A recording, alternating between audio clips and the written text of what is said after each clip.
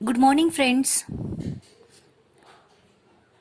In the last lecture, we have discussed about accounting standard and financial reporting, right?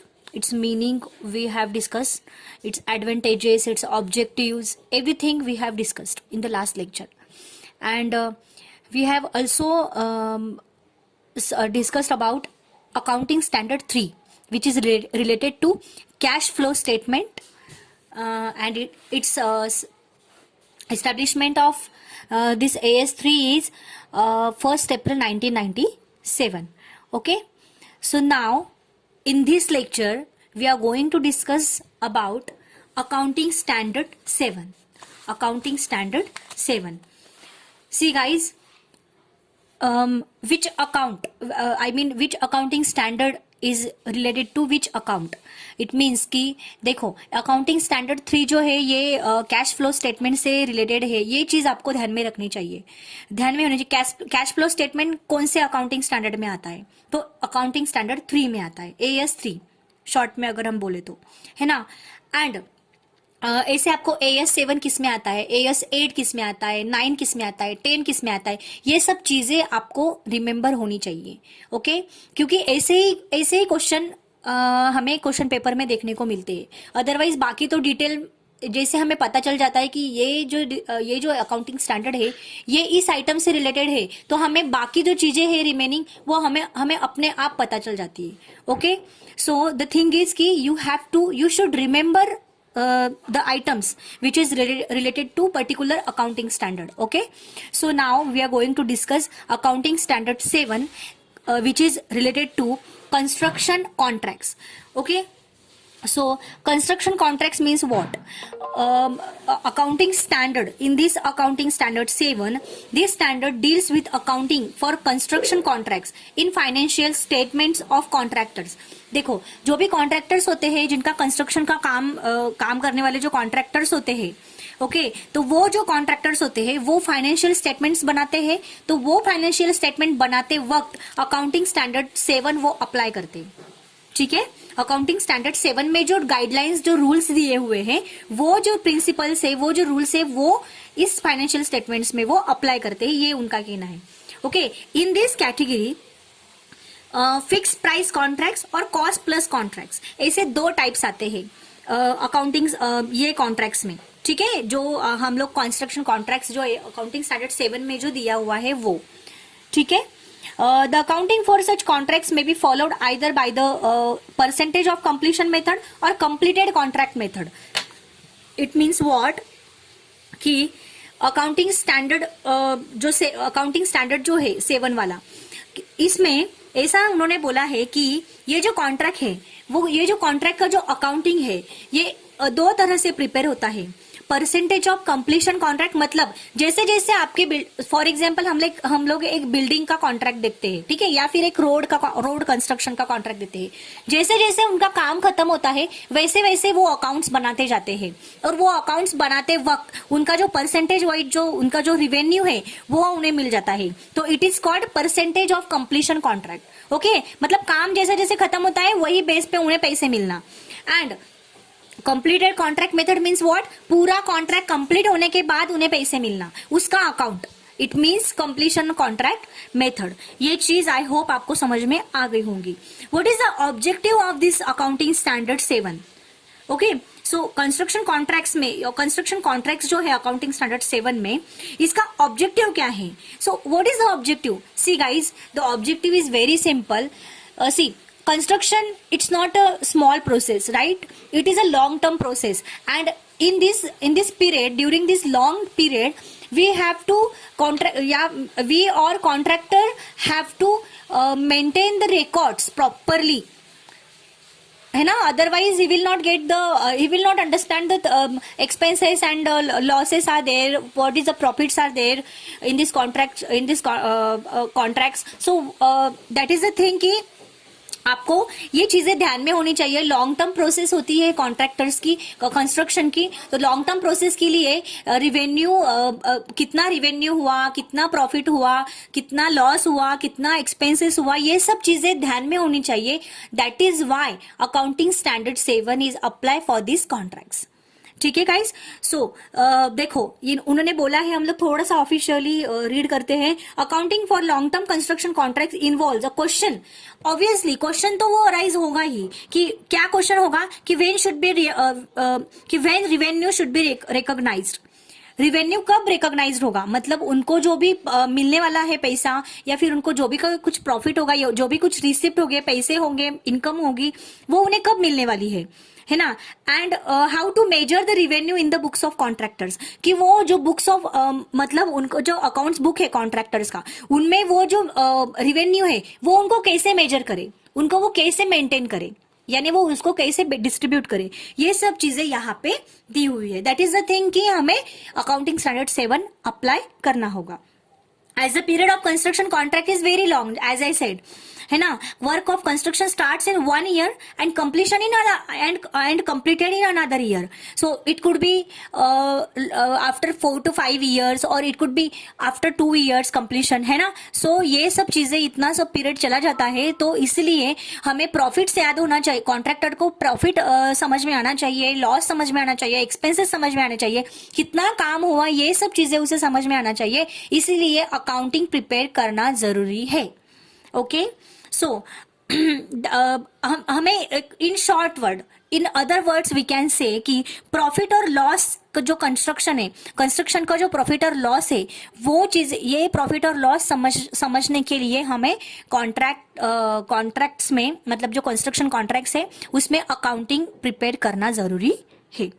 So in this profit and to identify the profit and loss account of contractors, construction contractors, so we have to go in different way.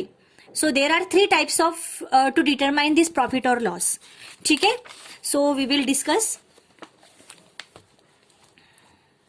Guys, just listen to me what I am saying, okay? So there are 3 as I said, there are 2 ways, there are 2 ways to determine the profit or loss of the contractors. First, year to year based on percentage of completion. जैसे मैंने बोला, जैसे जैसे काम खत्म होता है वैसे वैसे हमें पैसे मिल जाते हैं, रिवेन्यू मिल जाता है कॉन्ट्रैक्टर को। And the second one is completion of the contract, मतलब पूरा कॉन्ट्रैक्ट खत्म हो जाने के बाद उनका प्रॉफिट और लॉस निकालना। ठीक है, so these are 2 things. In this method, year to year till the revision of this accounting standard, both the methods were recommended. ये दोनों मेथड रिकमेंड करती है अकाउंटिंग स्टैंडर्ड 7. ठीक है, however the revised standard has eliminated the existing option by adopting only percentage of completion method. उन्होंने बोला कि जो कंप्लीशन ऑफ कॉन्ट्रैक्ट मेथड है वो उन्होंने इलिमिनेट कर दिया अभी के पीरियड में. उन्होंने सिर्फ परसेंटेज ऑफ कंप्लीशन मेथड, मतलब जैसे जैसे काम खत्म होता है वैसे वैसे हमें रिवेन्यू मिल जाता है, ये चीजें यही एक मेथड उन्होंने रिकॉग्नाइज करने के लिए बोली है. क्यों? रिवेन्यू आइडेंटिफाई करने के लिए. ठीक है, in this method justifies the accurate system of accounting, मतलब कितनी इनकम बाकी है, कितने पैसे बाकी है जो भी कस्टमर है उससे लेने के लिए, है ना, which is fundamental accounting assumption. It is called fundamental accounting assumption. So the primary objective of this accounting standard is the allocation of contract revenue. जैसे मैंने अभी बोला कि objective is very simple, it is a long term process, construction is a long term process and we have to maintain these things, whatever our financial transactions we are doing while we are in contracts, so we have to maintain these things, whatever are related to the finance. Okay, so accounting standard is the primary objective is that ki allocation of contracts revenue. ठीक है, contract का जो revenue हमने जो fix किया हुआ होगा उन्होंने, कॉन्ट्रैक्टर और डीलर के, कॉन्ट्रैक्टर और बिल्डर या फिर जो भी कस्टमर होगा उसके बीच उन्होंने जो भी रिवेन्यू रखा होगा उसका अलोकेशन करना. And contract cost to the accounting period. ठीक है, कॉन्ट्रैक्ट जो भी कॉस्ट होगा वो अकाउंटिंग पीरियड में उनका अलोकेशन करना. ये जो चीजें हैं वो ये दोनों चीजें शुड बी परफॉर्म वेल, है ना. सो ये चीजें जो मैं बोलती हूँ अलोकेशन करने के लिए अकाउंटिंग स्टैंडर्ड 7 जरूरी है. This is the primary objective of this standard. ठीक है, एंड अभी हम बोलेंगे कि ये जो अकाउंटिंग स्टैंडर्ड है ये किसको एप्लीकेबल होगा। कॉन्ट्रैक्टर्स तो बहुत होते हैं, कंस्ट्रक्शन कॉन्ट्रैक्टर्स। सो ये प्राइवेट के लिए अप्लाई होगा, इंडिविजुअल के लिए अप्लाई होगा, गवर्नमेंट के लिए अप्लाई होगा, सेमी गवर्नमेंट के लिए अप्लाई होगा। तो हम ये लोग हम लोग ये देखेंगे अभी, ठीक है। So accounting standard is applicable in accounting for construction contracts in contractors financial statement. Contractor का जो फाइनेंशियल स्टेटमेंट है उस पे ये अप्लाई होगा, ना कि कॉन्ट्रैक्टी के जिसने कॉन्ट्रैक्ट दिया है उसका, मतलब जो भी कस्टमर है उसको ये अप्लाई नहीं होगा। अकाउंटिंग स्टैंडर्ड जो है ये 7 वाला, अकाउंटिंग स्टैंडर्ड 7, ये जो है ये सिर्फ कॉन्ट्रैक्टर के फाइनेंशियल स्टेटमेंट को ही अप्लाई होगा, ठीक है। Next, and it would not be applicable for the construction projects undertaken by the enterprises on its own way, ठीक है, ओन अकाउंट। मतलब खुद का जो कंस्ट्रक्शन है, खुद का जो भी एक इंटरप्राइजेस है जिसने ये कंस्ट्रक्शन कॉन्ट्रैक्ट दिया हुआ है, उसे ये अकाउंटिंग स्टैंडर्ड एप्लीकेबल नहीं है, ठीक है। Commercial, as a commercial venture, ठीक है। फॉर एग्जाम्पल की कंस्ट्रक्शन और developing house projects on its own account and selling for these self-constructed residential units और commercial flats to the public etc. ये सब चीजों ये इन लोगों के लिए जिन्होंने मतलब जमीन ले ली, बिल्डिंग्स बना लिए एंड लोगों को बेच दिए, ये सब चीजें ये जो बिल्डर करता है, ये बिल्डर्स के लिए, मतलब जो इंडिविजुअल बेस पे जो ये काम करते हैं ये लोग, ये उनके लिए ये अकाउंटिंग स्टैंडर्ड एप्लीकेबल नहीं है। तो किन के लिए एप्लीकेबल है? तो ये कॉन्ट्रैक्ट्स जो है ब्रिज बनाना, बिल्डिंग बनाना, डैम बनाना, रोड, पाइपलाइन, ये जो कॉन्ट्रैक्ट्स होते हैं इसके लिए ये अकाउंटिंग स्टैंडर्ड एप्लीकेबल होता है, ठीक है। सो वॉट एवर, अगर क्वेश्चन आया आपको क्वेश्चन पेपर में कि what is the meaning of accounting standard 7 which is related to construction contract, तो आप क्या बोलोगे कि meaning is very simple. See here is given, meaning is given here. Construction accounting standard 7 construction contract is a contract specifically negotiated for the construction of an asset or combination of assets closely interrelated or interdependent, okay. So for example, contract for construction of bridge, building, dam, road, pipeline, etc. These accounting standard mention that the following are also included in construction contract. तो नीचे दिए गए हुए वो भी included है, जैसे कि rendering service are directly related to the construction of contract, जैसे कि सर्विस ऑफ आर्किटेक्ट, जो भी आर्किटेक्चर है ना, आर्किटेक्चर रोड का काम करके रोड का सर्विस देता है, बिल्डिंग्स का देता है, जो भी आर्किटेक्चर की जो भी सर्विस होती है वो भी कंस्ट्रक्शन कॉन्ट्रैक्ट में इंक्लूड है, मतलब जो भी अकाउंटिंग स्टैंडर्ड 7 में है वो ये भी इंक्लूड है। नेक्स्ट, जैसे कि restoration of contracts for destruction और रिस्टोरेशन ऑफ एसेट्स, मतलब बिल्डिंग गिरा के फिर से बनाना, रोड गिरा के फिर से बनाना, ब्रिज गिरा के फिर से बनाना, है ना, ये जो चीजें हैं ये भी इसमें इंक्लूड है। ये जो कॉन्ट्रैक्ट्स जो कॉन्ट्रैक्टर लेता है ये भी उसमें इंक्लूड है, ठीक है, accounting standard. The next thing is types of construction method. Construction contract के टाइप्स कौन से होते हैं? फिक्स प्राइस कॉन्ट्रैक्ट, मतलब आपने जो कॉन्ट्रैक्ट लिया है कस्टमर से या फिर कोई कॉन्ट्रैक्टी से, तो आपने जो फिक्स प्राइस आपने मतलब डिसाइड की हुई है, it is called fixed price contract, okay.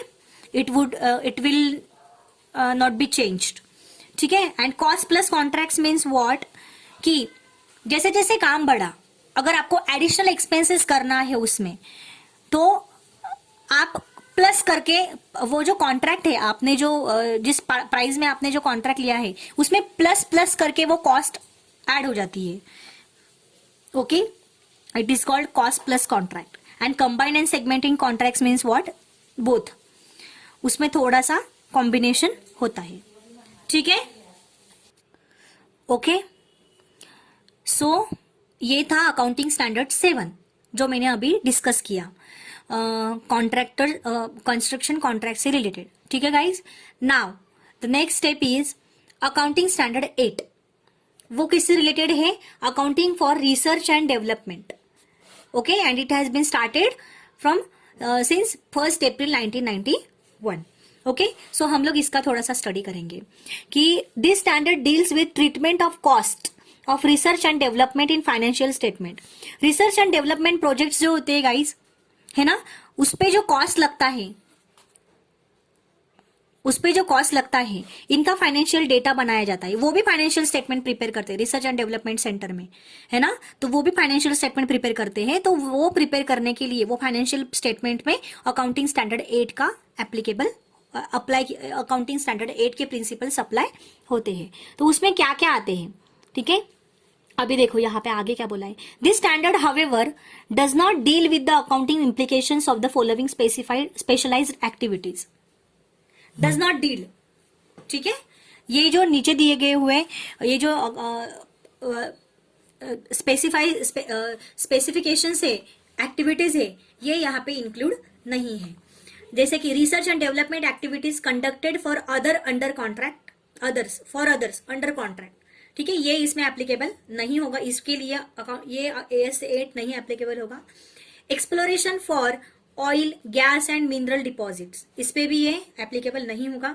Research and development activities of enterprises at the construction stage. Okay, construction stage पे जो भी इंटरप्राइजेस की जो एक्टिविटीज होती है रिसर्च एंड डेवलपमेंट की, इस पे भी ये एप्लीकेबल नहीं होगा. Now this standard is withdrawn and included in AS 26. अभी क्या हुआ है, ये जो स्टैंडर्ड है अकाउंटिंग स्टैंडर्ड 8, ये निकाल दिया गया है रिसर्च एंड डेवलपमेंट में, एंड उसके जगह पे अकाउंटिंग स्टैंडर्ड 26 आ गया है. ये चीजें आपको ध्यान में रखनी है, ठीक है. इसके जगह पे अकाउंटिंग स्टैंडर्ड 26 आया है. So in this accounting standard 26, this standard deals with the accounting treatment for intangible assets, जो आंखों को नहीं दिखती है वैसी assets, intangible assets that are not dealt with specifically in another accounting standards, जो कि अनदर अकाउंटिंग स्टैंडर्ड में वो डील नहीं करती है. ये जो अकाउंटिंग स्टैंडर्ड है 26, ये इनटेंजिबल एसेट्स के ट्रीटमेंट में अकाउंटिंग करती है, मतलब एप्लीकेबल है, ठीक है. An intangible asset is an identifiable non monetary assets. Non monetary assets होती है ये, विदाउट फिजिकल सब्सटेंस. या वी नो दैट कि उसमें कुछ फिजिकल एग्जिस्टेंस नहीं होता है. It is called intangible assets, है ना. गुडविल, पेटेंट्स, कॉपीराइट, और आगे क्या बोल सकते हैं हम लोग, anything which we cannot see on our eyes, है ना. सो इट मीन्स कि हम लोग जो नहीं देख सकते हैं, it is unseen, so we cannot see. This assets is called intangible assets. Okay, the assets which has not physical existence, it is called intangible assets. Okay guys, so held for use in the production or supply of goods or services, for rental to others, or for administrative purposes. This standard has already been studied in SY BCom in corporate accounting. Yeah, you have already studied guys, studied, ठीक है. So it means कि आपने, वो बोल रहा है कि आपने ऑलरेडी SY BCom में ये कॉर्पोरेट अकाउंटिंग जो आपको सब्जेक्ट था उसमें आपने ये जो स्टैंडर्ड है ये ऑलरेडी पढ़ चुके हो आप, ठीक है. So now next accounting standard पे मूव करेंगे हम लोग. It is accounting for government grants. It is related to accounting standard 12, ठीक है. अकाउंटिंग स्टैंडर्ड 12 में क्या है, accounting for government grants, and it is started since it has started in 1st April 1994, ठीक है. See, introduction. This standard deals with accounting for government grants. It is called by other names such as subsidies, cash incentives, duty drawbacks, etc. ये सब जो चीजें होती है ना, subsidies देती है. देखो अभी सिलेंडर्स पे गवर्नमेंट ने सब्सिडीज दिया, देन कैश इंसेंटिव्स देते हैं कॉलेजेस को या फिर कोई इंस्टीट्यूशंस को. ड्यूटी ड्रॉबैक्स जो होते हैं, ठीक है। सो ये जो चीजें हैं ये इनका जो अकाउंट्स प्रिपेयर होता है उस अकाउंट्स प्रिपेयर करने के लिए AS12 का यूज करते हैं। This standard does not deal with, ये स्टैंडर्ड डील नहीं करती है किसे, special problems arising in accounting for government grants in financial statements reflecting the effects of changing prices or in supplementary information of a similar nature। जो prices change होती है उस पे ये डील नहीं करता है। Government assistance other then in the form of government grants, government assistance other then in the form of government grants, government का असिस्ट मतलब other than form of government grants and government participation in the ownership of the enterprises.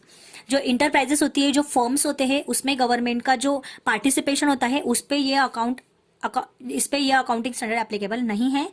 या फिर government का assistance होता है किसी government grant में मतलब, या फिर जैसे मैं बोल सकती हूँ ना कि बैंक्स में या फिर कोई एक इंस्टीट्यूशन में गवर्नमेंट का जो पार्टिसिपेशन होता है उस पे ये अकाउंटिंग स्टैंडर्ड अप्लाई नहीं होगा। यानी कि पूरा का पूरा गवर्नमेंट ग्रांट होना चाहिए, पूरा गवर्नमेंट का अंडरटेकिंग फर्म्स ये होने चाहिए अकाउंटिंग स्टैंडर्ड 12 के लिए।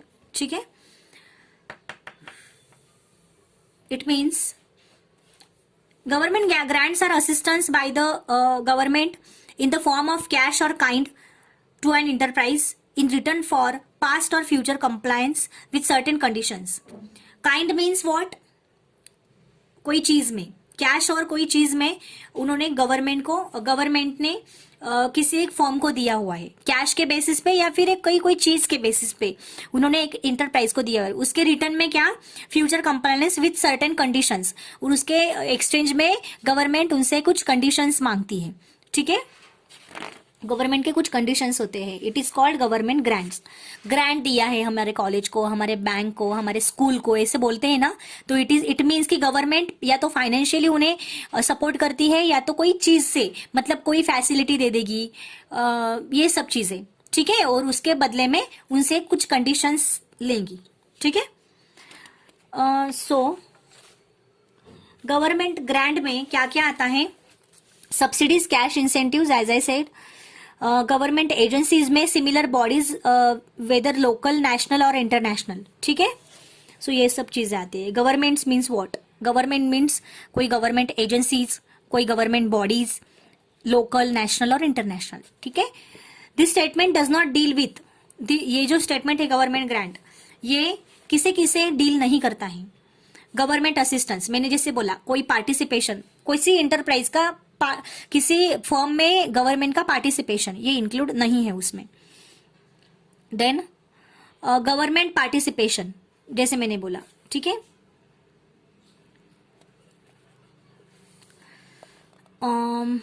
रिकॉग्निशन ऑफ गवर्नमेंट ग्रांट्स, कैसे हम लोग रिकॉग्नाइज करेंगे गवर्नमेंट ग्रांट्स को, ये सब चीजें यहाँ पे आप पढ़ लेना। Non monetary kinds of government grants, kinds क्या क्या होते हैं, मॉनेटरी एंड नॉन मॉनेटरी। ठीक है,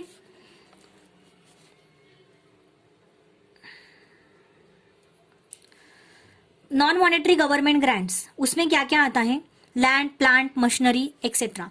guys monetary means what, it's like a currency, है ना, in other word we can say currency. या तो करेंसी में वो ग्रांट देंगे या तो नॉन करेंसी में देंगे, कोई एसेट्स हमें प्रोवाइड करेंगे, कोई हमें फैसिलिटी प्रोवाइड करेंगे। गवर्नमेंट्स की बहुत सारी फैसिलिटीज होती है, स्कॉलरशिप्स देते हैं बच्चों को, है ना, जो भी इम्प्लॉयज होते हैं उनसे वो इम्प्लॉयज को वो पेमेंट्स करते हैं। ये सब चीजें मैंने जैसे बोला फाइनेंशियली या तो फिर नॉन फाइनेंशियल गवर्नमेंट का ग्रांट होता है, तो ये सब चीजें। So non monetary government grants में आता है land, plant and machinery etcetera, ये एसेट्स होते हैं नॉन मॉनेटरी गवर्नमेंट ग्रांट्स में। ठीक है, ये जो इफ ग्रांट्स आर गिवन, अगर कोई फर्म को अगर ग्रांट दिया है तो उन्हें कंसेशनल रेट में मतलब कोई छूट मिलती थी, कोई डिस्काउंट मिलता है उन्हें ये एसेट्स लेने के टाइम पे। Then such assets are accounted for at their acquisition cost. ठीक है, so if grants are given free of cost, अगर उन्होंने ग्रांट दिया हुआ है फ्री ऑफ कॉस्ट में, then such assets are recorded at nominal value, तो उनकी वो एसेट जो होती है सिर्फ नॉमिनल वैल्यू, सिर्फ नाम की वो वैल्यू रह जाती है। ठीक है, सो नॉमिनल मॉनेटरी गवर्नमेंट ग्रांट्स में क्या आता है, देखो जैसे मैंने बोला कि नॉमिनल गवर्नमेंट ग्रांट में आता है डेप्रिसिएबल फिक्स एसेट्स आती है नॉमिनल गवर्नमेंट ग्रांट में। मॉनेटरी गवर्नमेंट ग्रांट में, सॉरी, डेप्रिसिएबल फिक्स एसेट्स आती है। जैसे कि there are two accounting treatments are there in the depreciable fix assets. Grant is shown as a deduction from the gross value. ठीक है, grant कहाँ से दिखता है? ग्रॉस वैल्यू से हम लोग डिडक्शन निकाल लेते हैं ग्रांट के। ठीक है, gross value of assets in arriving at the book value. ठीक है, when the grant equal to the cost of assets, जब ग्रांट इक्वल होती है एसेट की जो कीमत है उससे, ये जो ग्रांट की जो कीमत है उससे अगर वो इक्वल होती है, the asset should be shown in the balance sheet at a nominal value. Nominal value करके वो एसेट उनमें शो होती है, क्योंकि वो गवर्नमेंट ने ग्रांट दिया हुआ है कि उनको वो फ्री ऑफ कॉस्ट उन्हें मिल जाएगी। ठीक है, ग्रांट उसी को बोलते हैं। Grants are treated, second type हम लोग देखेंगे। Grants are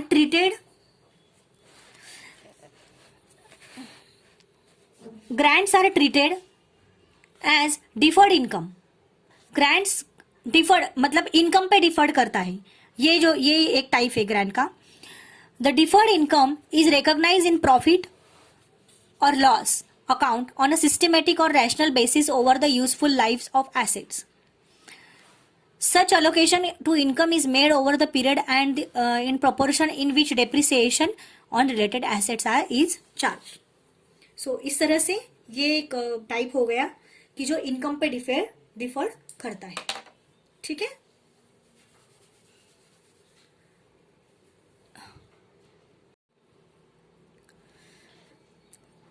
next thing is grants related to non depreciable fix assets. हमने क्या क्या देखा? हमने देखा कि ग्रांट्स कौन से इस पे काइंड्स ऑफ गवर्नमेंट ग्रांट्स, मतलब टाइप्स क्या होते हैं गवर्नमेंट ग्रांट्स के। Non monetary grant, monetary grant, depreciable fix asset grant and non depreciable fix assets grant. ठीक है, in this non depreciable fix assets में क्या होता है, इसमें जो ग्रांट होता है वो होता है, it's shown, the grant is shown as deduction from the gross value of assets. ठीक है, ये भी वैसे ही डिडक्शन करके दिखाता है in arriving at its book value when the grant equals to the cost of assets. जब ग्रांट इक्वल होती है कॉस्ट ऑफ एसेट्स, एसेट के कॉस्ट से, ठीक है, the asset should be shown in the balance sheet at a nominal value. Same वही है। अगर ग्रांट की अमाउंट जो होती है ये अगर इक्वल हो गई एसेट के अमाउंट से, तो ये बैलेंस शीट में नॉमिनल वैल्यू करके वो हम लोग दिखाते हैं। If the conditions attach to grants are fulfilled, अगर जो भी कंडीशंस गवर्नमेंट ग्रांट ने दिए हुए हैं अगर वो फुलफिल हो गए कोई एसेट्स को, तो grants received after fulfilment of conditions attach to grants, so grants are credited to capital reserve account. तो कैपिटल रिजर्व अकाउंट में वो ग्रांट जो होता है वो क्रेडिट हो जाता है। If a condition attach to grant is yet to be fulfilled, fulfil होना बाकी है, मतलब जो भी ग्रांट्स, जो मैंने जैसे बोला कि गवर्नमेंट ग्रांट देती है कोई फर्म को, कोई इंस्टीट्यूशन को, तो वो उसके बदले में कोई कंडीशंस ले लेती है कि आपको ये जो ग्रांट है, या समझो फॉर एग्जांपल कि आपको 2 लाख रुपए आपको गवर्नमेंट की तरफ से मिलेंगे। इट मीन्स कि आपको गवर्नमेंट का ग्रांट मिल गया है ना। सो 2 लाख रुपए तक आप आपकी जो एसेट्स है फर्म के, वो एसेट्स आप गवर्नमेंट ग्रांट के तहत आप लोग ले सकते हो। तो 2 लाख रुपए तक आपके एसेट्स की वैल्यू होनी चाहिए। इट मीन्स कि आपने, आपका जो ग्रांट है गवर्नमेंट ने दिया हुआ वो आपने फुलफिल कर लिया। अगर आपने नहीं फुलफिल किया है, वो फुलफिल करना बाकी है, then what, grant are credited to income over the same period. ठीक है, ग्रांट कहाँ पे क्रेडिट हो जाएगा? इनकम साइड में, over the same period over which the cost of meeting such conditions is charge to income. ठीक है, unappropriated deferred income is disclosed in the balance sheet as deferred government grants.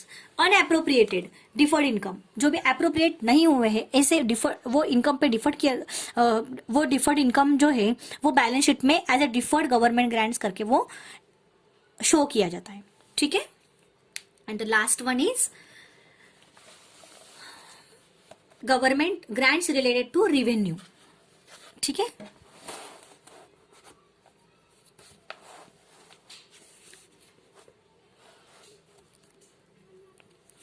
grant should be recognized in the profit and loss account over the period necessary to match them with related cost which they are intended to compensate. Such grants should either be shown as other income or to be deducted from the related expenses. Okay, so if a grant is to be received as a compensation, अगर आपको grant मिल रहा है कैसे, कौन से base पे, compensation for expenses और losses के बेस पे, ठीक है, इट्स ऑलरेडी इंक्लूड, और for the purpose of giving immediate financial support, अगर आपको कोई फाइनेंशियल सपोर्ट के बेस पे अगर कोई ग्रांट मिल रहा है, then such grant should be recognised in the profit and loss account. तो ये जो ग्रांट है वो रिकॉग्नाइज होता है प्रॉफिट एंड लॉस में ऑफ द पीरियड, वो पर्टिकुलर पीरियड में in which it becomes receivable as extraordinary items. It is accounting standard 5. ठीक है. And grants in nature of promoters contribution, promoter के कॉन्ट्रीब्यूशन के बेस पे आपको ग्रांट मिला है. सो इट मीन्स कि ये जो ग्रांट है ये क्रेडिट हो जाता है कैपिटल रिजर्व में, and it should form of a part of the share holders fund. ठीक है, ये शेयर होल्डर फंड के इसमें उसका वो पार्ट हो जाता है.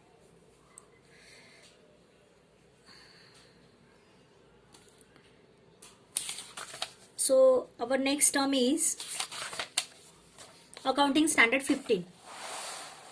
ठीक है, accounting standard 15, it is related to employee benefit. तो एम्प्लॉयज के बेनिफिट्स जो हम कोई फर्म में हम लोग एम्प्लॉय के बेनिफिट्स का जो हम स्टेटमेंट लेते हैं, फाइनेंशियल स्टेटमेंट प्रिपेयर करते हैं, तो ये स्टेटमेंट प्रिपेयर करते वक्त हमें ये अकाउंटिंग स्टैंडर्ड 15 हमें अप्लाई करना है. ठीक है.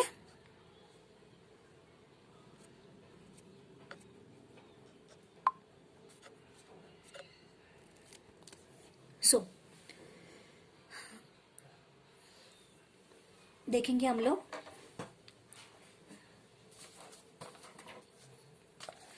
This standard deals with accounting for treatment benefits in the financial statements for the retirement benefits. मतलब एम्प्लॉय के जो रिटायरमेंट के जो बेनिफिट्स होते हैं वो इस स्टैंडर्ड में इंक्लूड है. ठीक है.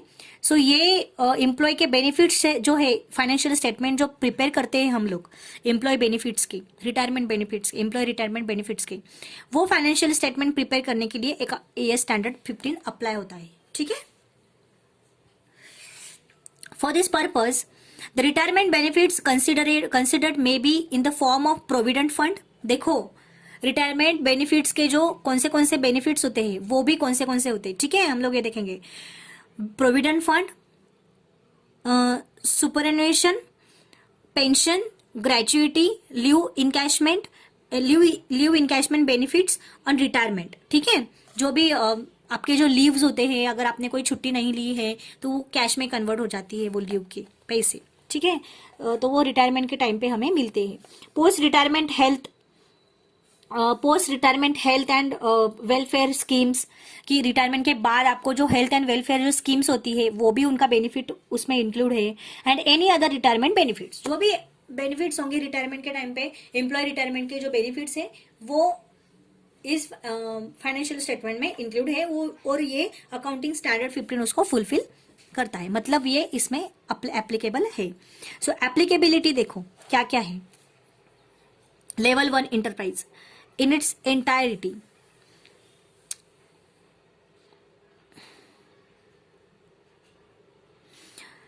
अगर आपके बिजनेस में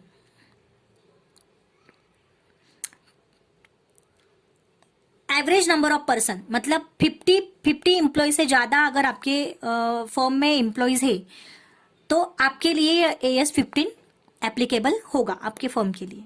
ठीक है. एक्सेप्ट, तो जैसे मैं बोलूँगी, ठीक है, ये कुछ इतना इम्पोर्टेंट नहीं है, इतना ही ध्यान में रखो, इतना ही याद रखो कि 50 employ should be there in your firm.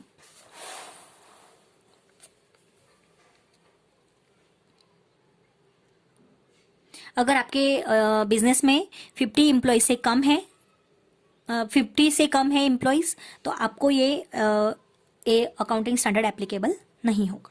ठीक है.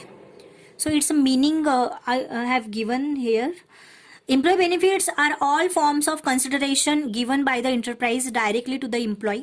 Employees जो होते हैं वो जो भी फॉर्म्स होते हैं वो एम्प्लॉय को डायरेक्टली वो बेनिफिट्स देते हैं, ठीक है, या फिर उनके जो भी बच्चे होते हैं उनके जो भी उन्होंने वारस जो नॉमिनी दिया हुआ लगाया होता है उन्हें वो बेनिफिट्स मिलते हैं.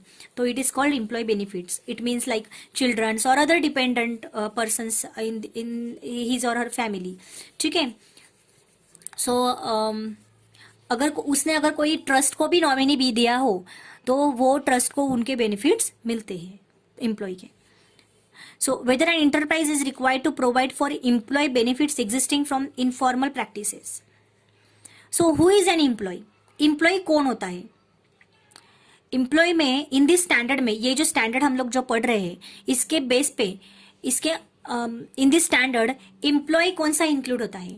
It include whole time directors and management personal. Personal mean कर्मचारी, एम्प्लॉयज कौन से? Full time directors and management, ठीक है. This standard is applicable to all forms of employer और एम्प्लॉय रिलेशनशिप, ठीक है. There is no requirement for a formal employer और employee relationship. उसके लिए कोई रिक्वायरमेंट नहीं होनी चाहिए कि फॉर्मल एम्प्लॉय रिलेशनशिप चाहिए ऐसा करके. So it could be applicable to all forms of employer employee relationships. So several factors need to be considered to determine the nature of relationship. कुछ तो फैक्टर्स है वो हमें कंसिडर करने चाहिए. For the purpose of this standard employee could हो गया हमारा. Generally outsourcing contract may not meet the definition of employer employee relationship. Outsourcing contract, ये चीज आप ध्यान में रखो, ठीक है. आउटसोर्सिंग कॉन्ट्रैक्ट जो है, ये जो कंसेप्ट है, ये इसमें अकाउंटिंग स्टैंडर्ड अगर ये कंसेप्ट है कोई एम्प्लॉयर एम्प्लॉय के रिलेशनशिप में, तो ये तो in this concept accounting standard applicable नहीं होगा. मतलब ये एम्प्लॉयर एम्प्लॉय के रिलेशनशिप का डेफिनेशन ये नहीं है, इसका डेफिनेशन में ये नहीं आता है अगर आउटसोर्सिंग कॉन्ट्रैक्ट है तो, ठीक है. Such contracts need to be carefully examine the distinguish between contract of service. मतलब जैसे कॉन्ट्रैक्ट बेस पे अगर कोई एम्प्लॉय है तो उस पर ये एप्लीकेबल नहीं है. एम्प्लॉयर एम्प्लॉय रिलेशनशिप ये एप्लीकेबल नहीं होता है, ठीक है. एक कॉन्ट्रैक्ट बेस पे कोई सर्विस दे रहा है या कॉन्ट्रैक्ट बेस पे कोई एम्प्लॉय है तो इसके लिए एप्लीकेबल नहीं है, ठीक है.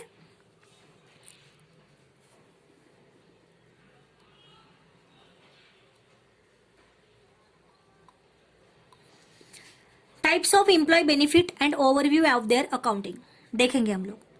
एम्प्लॉय बेनिफिट्स के टाइप क्या होते हैं और उनके ओवरव्यू ऑफ अकाउंटिंग कैसे किया जाता है, ठीक है. Short term employee benefits. Short term employee benefits देखेंगे. पहला short term employee benefits such as wages. देखो हाँ, बेनिफिट्स शॉर्ट टर्म एम्प्लॉय के बेनिफिट्स क्या होते हैं? Wages, salaries and social security contributions, paid annual leave, जो भी लीव उनको मिलते हैं, रजा जो हम बोलते हैं,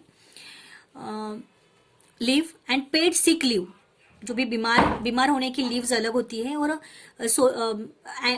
पेड एनुअल लीव अलग होते हैं. प्रॉफिट शेयरिंग एंड बोनसेस, जो भी बोनस उन्हें मिलता है वो, if payable with in 12 months and non monetary benefits, या फिर नॉन मॉनेटरी बेनिफिट्स उनके मिलते हैं जो करेंसी के बेस पे नहीं होता है. Such as medical care, housing, cars and free और सब्सिडाइज गुड्स और सर्विस फॉर करंट एम्प्लॉयज, ठीक है. सो ये चीजें इसमें इंक्लूड है शॉर्ट टर्म एम्प्लॉय बेनिफिट्स में. तो इसका ओवरव्यू ऑफ अकाउंट कैसे किया जाता है?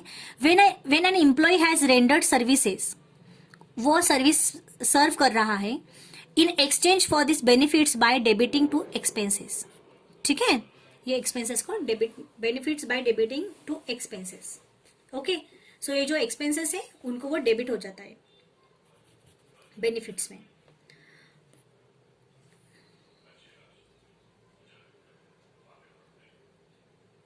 ये सब चीजें जो भी बेनिफिट्स मिलते हैं गाइस, वो एम्प्लॉय की सैलरी में से ये माइनस हो जाती है. ये चीजें आप ध्यान में रखो.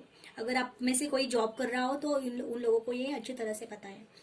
पीएफ कट जाता है, ईएसआई एम्प्लॉय स्टेट इंश्योरेंस जो मिलता है हमें, उसके भी पैसे कट होते हैं. कोई कंट्रीब्यूशन जो टैक्स होता है प्रोफेशनल टैक्स, वो भी कट हो जाता है. सो कुछ हम लोग जो बोलते हैं ना इन हैंड सैलरी, वो ये होती है, कुछ काट छाट करके जो हमें डिडक्ट करके हमें जो सैलरी हमारे हाथ में आती है, it is called in hand salary. So वो जो डिडक्शंस है वो ये डिडक्शंस होते हैं जो हमें रिटायरमेंट के टाइम पे हमें ये मिलते हैं, ठीक है।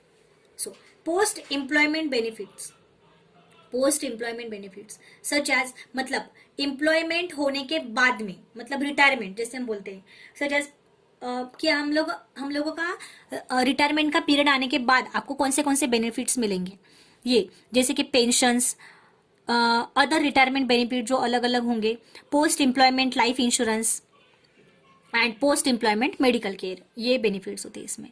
So in this benefits, such benefits may be of defined contributions plans और डिफाइंड बेनिफिट प्लान्स, मतलब प्लान्स के बेसिस पे होते हैं। If covered by defined contribution plans, contribution is recognise as an expenses. Contribution ये कैसे हो जाता है, क्या आइडेंटिफाई किया जाता है इस कॉन्ट्रीब्यूशन को, expenses. And contribution due to on the date of balance sheet is treated as liability. अगर कॉन्ट्रीब्यूशन ड्यू है, बाकी है देना, तो ये लाइबिलिटी, आप लाइबिलिटी ट्रीट करते हैं, लाइबिलिटी बोलते हो हम लोग उसको बैलेंस शीट में। And excess paid is treated as asset, ठीक है।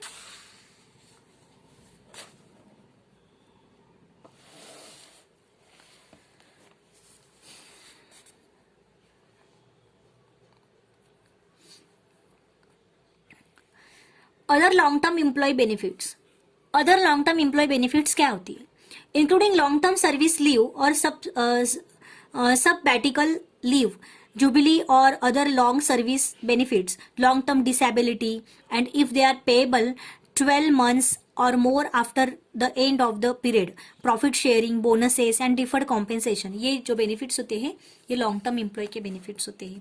सो इसमें अकाउंटिंग कैसे ओवरव्यू होता है, legal and constructive obligation under the plan is calculated on actuarial valuation and is recognised as an expenses, ये एक्सपेंसेस रिकॉग्नाइज होता है। एंड डिफाइंड लाइबिलिटी, ये लाइबिलिटी ये जो इंटरप्राइज है इसकी ये लाइबिलिटी होती है, net of fair value of plan asset in the balance sheet, ठीक है।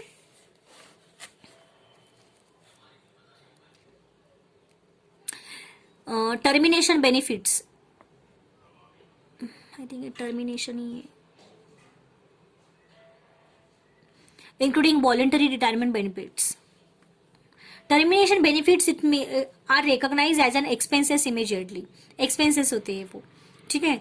However, where enterprise incur expenditure on termination benefits on or before 31st March 2009, it may choose to follow the accounting policy of deferring such expenditure over its payback period, ठीक है। So ये है types of employee benefits, आप ये चीजें भी पढ़ लो। The next thing is employee benefit not cover, तो कौन से employee benefit cover नहीं होते हैं, तो it means in this method, in this concept benefits इसमें include है employee share based payment, employee share based payment like stock option are not covered by this standard, stock option इसमें covered नहीं होता है। Such payment is covered by the guidance note on accounting for employee share based payments issued by the Institute of Chartered Accountants of India। मतलब जो share based payment जो होते हैं जैसे कि स्टॉक ऑप्शन है ना, डिलीवरी फ्यूचर जो भी होते हैं वो इसमें बेनिफिट्स नहीं, इसके जो बेनिफिट्स होते हैं वो इसमें इंक्लूड नहीं है, ठीक है। तो गाइज ये था हमारा accounting standard 15 employee benefits, revise हुआ है ये 2005 में। तो इसका थोड़ा सा हमने देखा, जो भी इंट्रोडक्शन था, ठीक है। सो हम लोगों ने आज अकाउंटिंग स्टैंडर्ड आई थिंक हमने 8 देखा, 7 देखा, 8 देखा। 8 को उन्होंने बोला कि निकाल दिया गया है और उसके जगह पे अकाउंटिंग स्टैंडर्ड 26 लिया है, तो ये चीज़ आप ध्यान में रखो। ये जो स्टैंडर्ड्स है वो कौन से इस पे रिलेटेड है, ये चीज़ें हैं। देन अकाउंटिंग स्टैंडर्ड 12 हमने देखा, ठीक है। अकाउंटिंग स्टैंडर्ड 12 देखने के बाद हमने अकाउंटिंग स्टैंडर्ड 15 देखा, एम्प्लॉय बेनिफिट्स, ठीक है। सो ठीक है गाइस, तो आज के लिए इतना ही काफ़ी है। नेक्स्ट लेक्चर में हम लोग नेक्स्ट अकाउंटिंग स्टैंडर्ड देखेंगे, ठीक है। सो आई होप आप सबको समझ में आ गया होगा। ओके देखो एक लास्ट बार बोल देती हूँ कि अकाउंटिंग स्टैंडर्ड 15 कौन से इसमें फोकस करता है। प्रॉफिट शेयरिंग और बोनस प्लान, बेनिफिट्स, हाँ बेनिफिट्स के बारे में, बेनिफिट से रिलेटेड है ना ये employee benefit. Post employment benefits, defined contribution plans, post employment benefits मतलब जो भी बेनिफिट प्लान होंगे वो, long term employee benefits, long term जो लॉन्ग टर्म एम्प्लॉय है उनके बेनिफिट्स, अनाउंसमेंट ऑफ आईसीएआई जो भी अकाउंटिंग इंडियन मतलब institution of chartered accounting of India, ये जो उन्होंने जो भी अनाउंसमेंट किया हुआ है उनके benefits, termination benefit, recognition of actual gains and losses and accounting for employee shared base payments, ये सब चीजें फोकस करता है, ठीक है। अकाउंटिंग स्टैंडर्ड 15, ठीक है गाइस। तो नेक्स्ट लेक्चर में हम लोग नेक्स्ट अकाउंटिंग स्टैंडर्ड पढ़ेंगे। फिलहाल तो हम लोग यहाँ पे रुकते हैं, ठीक है। Thank you so much. Reading करो आप, रीडिंग करने से अपने आप समझ में आ जाएगा। Thank you so much, bye bye.